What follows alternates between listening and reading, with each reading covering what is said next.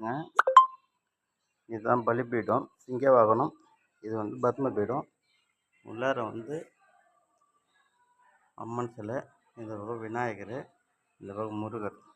இதில் பாருங்கள் எவ்வளோ அழகாக அஷ்டபந்தனத்தை வச்சுருக்குறோம் பாருங்கள்.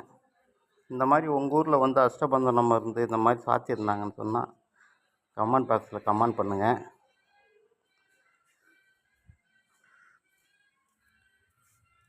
பாருங்கள் எவ்வளோ வழன்னு ஃபினிஷிங்காக பண்ணிக்கிறோம் பாருங்கள்.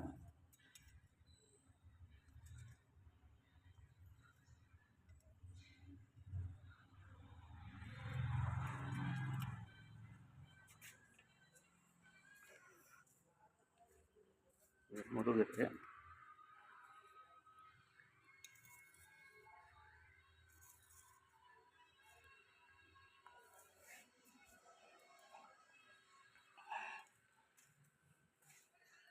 இது அம்மன் சிலை.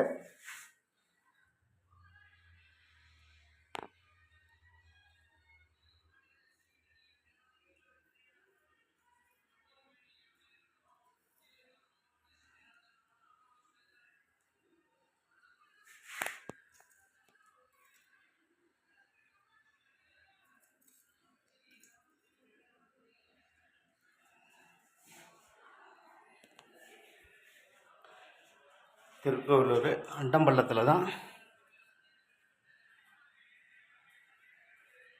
இந்த வேலை செஞ்சுருக்கோம்.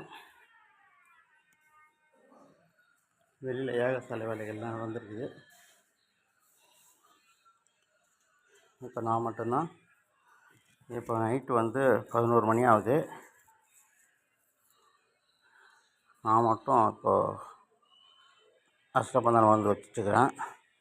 கூட ஒரு ஹெல்ப்புக்கு யாருமே கிடையாது. கலசமும் படி வச்சிட்டோம். கலசத்தை படி வச்சு தான் சாமி படி வைக்கணும்.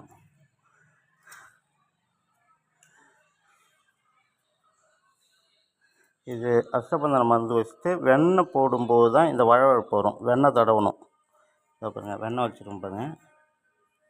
இந்த வெண்ணெயை தான் அப்படி எடுத்து இதில் தடவி, இந்த மாதிரி ரஃப்பாக இருக்கிறது இது தடவினோடனே எப்படி நைஸாகுது பாருங்கள்.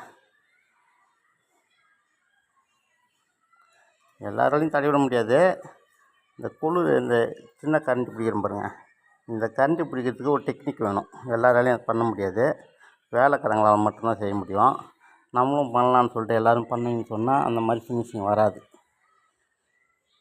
இந்த மாதிரி உங்கள் ஊர்